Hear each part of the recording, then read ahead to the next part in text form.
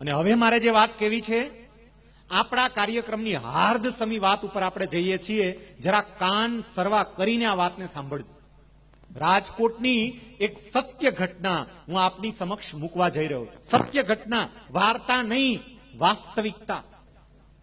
રાજકોટની અંદર એક પરિવારમાં એક બાળકનો જન્મ થયો. કોઈ પણ પરિવારમાં જ્યારે બાળકનો જન્મ થાય, નવું સભ્ય પરિવારમાં આવે તો એ આનંદનો વિષય છે. પરિવારના બધા સભ્યો આનંદમાં હોય, પરિવારના સભ્યોને ખુશી હોય. પણ આ પરિવારમાં નવા બાળકનું આગમન એ આનંદ કરતા પણ દુઃખનો વિષય વધારે હતો. બાળકનું આગમન ને છતાંય દુઃખ. કેમ? કારણ કે જે બાળક જન્મ્યું હતું, ભગવાને એ બાળકને અનેક રીતે અપૂર્ણ રાખ્યું હતું. એક રીતે નહીં, અનેક રીતે. જે બાળક જન્મ્યું એ બાળકને ભગવાને આંખો નહોતી આપી, એ બાળકને હોઠ નહોતા, એ બાળકને તાળવું નહોતું, એ બાળકને નાક નહોતું, એ બાળકનું ડાબું અને જમણું બંને મગજ પ્રોપરલી વર્ક કરવા જોઈએ એ રીતે વર્ક નહોતા કરતા, કામ નહોતા કરતા. પરિવારના સભ્યો મૂંઝાયા કે આ છોકરાનું શું કરશું. નિષ્ણાંત ડોક્ટરોની સલાહ લીધી અને ડોક્ટરોએ એવું કહ્યું, ડોક્ટરોની ટીમે એવું કહ્યું, રાધર એક કરતા વધારે ડોક્ટરોએ સાથે મળીને એવું કહ્યું કે આ બાળક એ કુદરતનો અપૂર્ણ નમૂનો છે અને જો આ બાળક એ કદાચ મોટું થશે તો પરિવાર માટે પણ આફત બનશે અને પોતે પણ સારી રીતે જીવી નહીં શકે. એક કામ કરો, અમારી બધાની તો એવી સલાહ છે કે આ બાળકને ઇન્જેક્શન આપી અને શાંત કરી દઈએ, ભગવાનની પાસે મોકલી દઈએ. બાળક પણ છૂટે અને તમે પણ છૂટો. અને એ વખતે આ છોકરાના દાદા આ ડોક્ટરને જે જવાબ આપે છે, ડોક્ટરોને આ છોકરાના દાદાએ કહ્યું કે સાહેબ એવી વાત બિલકુલ નહીં કરતા. સાહેબ, ભગવાન આખા બ્રહ્માંડનું સંચાલન કરે છે. કયા જીવને કોની ઘરે મોકલવો એ ભગવાને નક્કી કર્યું હોય સાહેબ. અને ભગવાને આ એના અપૂર્ણ પીસને મારી ઘરે મોકલ્યું હોય તો એની પાછળ પણ ભગવાનનો કંઈક ઈરાદો હશે. ભગવાને આવા ખોડ ખાપણ વાળા બાળકને મારી ઘરે જ કેમ મોકલ્યું, બીજે કેમ ના મોકલ્યું? કારણ કે ભગવાનને મારા પરિવાર ઉપર પૂર્ણ વિશ્વાસ હશે કે મારું બગડેલું પીસ હું આ ઘરે મોકલું છું, પણ પરિવારના બધા સભ્યો મારા એ બગડેલા પીસને પણ સાચવશે, એનું જતન કરશે. અને દાદાની આ પોઝિટિવિટીને કારણે એ છોકરા ઉપર પછી ધીમે ધીમે એક પછી એક ઓપરેશનો કર્યા. એ છોકરાને ઓપરેશન કરીને નાક બેસાડ્યું, તાળવાની સર્જરી કરી, હોઠની સર્જરી કરી. છોકરો આંખેથી જોઈ તો ના જ શકે. એને સ્કૂલે બેસાડ્યો. ડિસેબલ વિદ્યાર્થીઓની સ્કૂલ હોય, અંધ વિદ્યાર્થીની સ્કૂલ હોય એમાં નહીં, નોર્મલ વિદ્યાર્થીઓ જ્યાં ભણતા હોય એ જ સ્કૂલમાં બેસાડ્યો. એ છોકરાને માત્ર અભ્યાસ નહીં, અભ્યાસેતર પ્રવૃત્તિની અંદર પણ એના પરિવારના સભ્યો, એના દાદા એમણે તૈયાર કર્યા. એ છોકરો ધીમે ધીમે જુદા જુદા ક્ષેત્રની અંદર નિષ્ણાંત થવા લાગ્યો.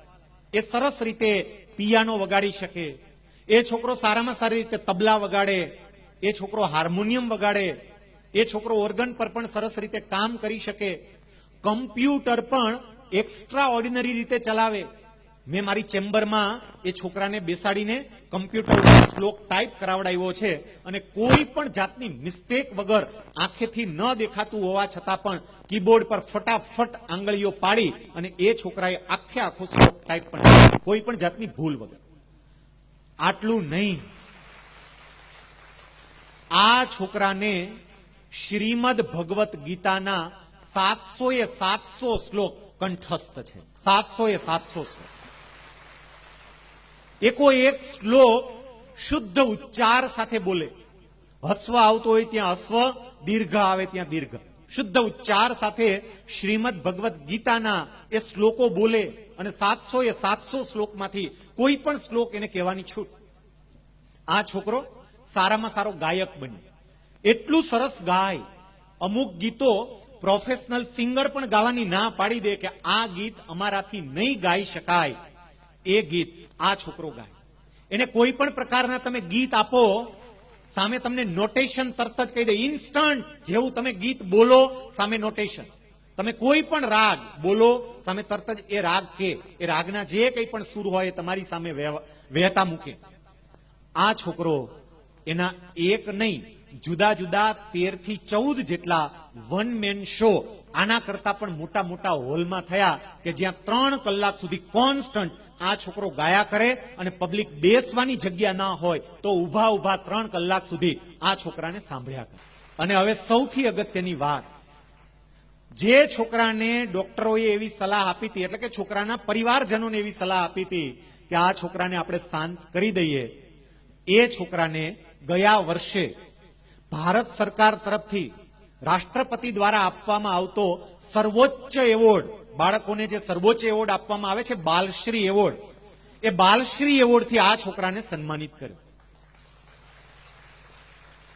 છોકરો બાલશ્રી એવોર્ડ લાવ્યો અને તમારા સૌ માટે આનંદની વાત એ છે કે આ શાળાના સંચાલકો લાલજીભાઈ નકુમ, શિક્ષક મિત્રો, એ બધા સાથે મળીને તમે તમામે તમામ આ વાસ્તવિક ઘટનાને તમારી નજર સામે જોઈ શકો એટલે એ છોકરાને અહીંયા તમારી સાથે તમારી સામે લાવ્યા.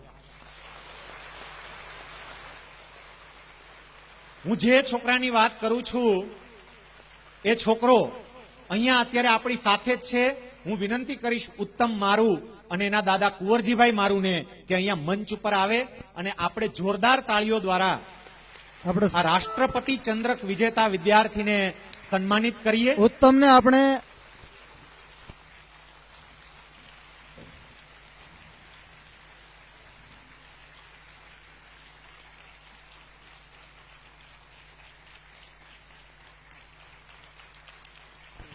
આ ઉત્તમ કઈ સ્થિતિમાં હતો અને ક્યાં પહોંચ્યો. એક એક વાલી વિચારજો કે તમારી ઘરે જે સંતાન છે એ ઉત્તમ કરતા કેટલી સારી કન્ડિશનમાં છે. જો ઉત્તમ આ કક્ષાએ પહોંચે, રાષ્ટ્રપતિ એવોર્ડ લાવે, તો તમારું સંતાન કેમ ના કરી શકે. પણ એના માટે ઉત્તમના દાદાએ જે કંઈ પણ કર્યું, એમના પરિવારના સભ્યોએ જે કંઈ પણ કર્યું એ તમારે કરવું પડે. આપણી પાસે સમયની કેટલીક મર્યાદાઓ છે. એ મર્યાદાઓને ધ્યાનમાં લઈને 15 મિનિટ સુધી આપણે ઉત્તમનો લાભ લઈશું. પહેલું તો એ કરવું છે કે મેં અહીંથી વાત કરી કે ઉત્તમને શ્રીમદ ભગવત ગીતાના 700 શ્લોક કંઠસ્થ છે. આપણે અહીંયા એ સાબિતી મેળવવી છે. અહીંયા હોલની અંદર લગભગ ઘણી બધી જગ્યાએ અલગ અલગ આપણે શ્રીમદ ભગવત ગીતા આપી છે. અલગ અલગ જગ્યાએ, જુદી જુદી જગ્યાએ છે ને શ્રીમદ ભગવત ગીતા. એમાંથી કોઈ પણ પાનું ખોલીને કોઈ પણ શ્લોક એનો માત્ર પહેલો શબ્દ બોલો. જેની પાસે શ્રીમદ ભગવત ગીતા હોય એ જરા હાથ ઊંચો કરે એટલે માઇક વાળા તમારા સુધી પહોંચી જશે. એમાંથી કોઈ પણ પાનું ખોલીને કોઈ પણ શ્લોકનો પહેલો જ શબ્દ માત્ર બોલજો. એટલે પહેલો શબ્દ બોલો, એની સાથે ઉત્તમ આખો શ્લોક શુદ્ધ ઉચ્ચાર સાથે બોલશે અને આપણે જોઈએ. ન રૂપમ સ્નેહ, ન રૂપમ સ્નેહ, અલ્પમસ્યેહ તથોપલભ્યતે નાન્તો ન ચાંદીર્ન ચ સંપ્રતિષ્ઠા અસ્વત્થમેનં સુવિદુરમૂલમ અસંગશસ્ત્રેણ દૃઢેન ચિત્વા. અધ્યાય 15. ખાલી શ્લોકની એની સાથે કયો અધ્યાય છે એની વાત પણ કરશે. જરા સ્પષ્ટ ઉચ્ચાર સાથે તમે બોલજો. બીજા મિત્ર પ્લીઝ. કુલક્ષયે, કુલક્ષયે પ્રણશ્યન્તિ કુલધર્મા સનાતનાઃ ધર્મે નષ્ટે કુલમ કુત્સ્નમ અધર્મ વિવપત્યુત. અધ્યાય 1. પ્રથમ અધ્યાયમાં શ્લોક. યસ પ્લીઝ આગળ બીજા વિદ્યાર્થી. અપી ચેદસ, અપિ ચેદસી પાપેભ્ય સર્વેભ્ય પાપકૃત્તમઃ સર્વં જ્ઞાનપ્લવેનૈવ રિદિદં સંતરિષ્યસી. અધ્યાય 4. નૈવ તસ્ય, નૈવ તસ્ય કૃતેનાર્થો નાકૃતેનેહ કશ્ચન ન ચાસી સર્વભૂતેષુ કશ્ચિદર્થવ્યપાશ્રય. અધ્યાય 3. અમીચ, અમીચ, અમીચત્વામ ધૃતરાષ્ટ્રસ્ય પિત્રા સર્વે સહૈવાવનિપાલ સંઘૈઃ ભીષ્મદ્રોણસ્તુતપુત્રસ્તથાસૌ સહાસ્મદીયૈરપि યોધમુખ્યૈઃ. અધ્યાય 11. ઓકે આગળ. યોગયુક્તો, योगयुक्तो विशुद्धात्मा विजितात्मा जितेन्द्रियः सर्वभूतात्मभूतात्मा कुर्वन्नपि न लिप्यते। अध्याय 5 રાજવિદ્યા राजविद्या राजगृह्यं पवित्रमिदमुत्तमं प्रत्यक्षावगमं धर्म्यं सुसुखं कर्तव्यम्। अध्याय 9 પશ્યામી पश्यामि देवांस्तव देवदेहे सर्वांस्तथा भूतविशेषसन्धान् ब्रह्माणमीशं कमलासनस्थं ऋषिंश्च सर्वानुरांश्च दिव्यान्। अध्याय 11 ઓકે, આપણે બીજી બાબત ઉપર જઈએ કારણ કે સમયની મર્યાદા છે એટલે એની બીજી ટેલેન્ટનો પણ લાભ લઈએ. શ્રીમદ ભગવદ્ ગીતાના તમામ શ્લોકો આ છોકરાને કંઠસ્થ છે. જુદા જુદા 38 થી 39 જેટલા સ્ત્રોત્ર એ સંપૂર્ણપણે કંઠસ્થ છે. તમે કોઈ પણ રાગ કો અને એ રાગ એ કહી શકે. આપનામાંથી કોઈ સંગીત જાણતા હોય એવી કોઈ પણ વ્યક્તિ કદાચ હોય અને કોઈ એક રાગનું નામ બોલો એ તરત એ રાગના નોટેશન આપશે. સેજ ઊંચા અવાજે, કદાચ આપની પાસે માઇક ન હોય તો પણ યસ પ્લીઝ બેન, સેજ ઊંચા અવાજે રાગનું નામ બોલો. મલ્હાર.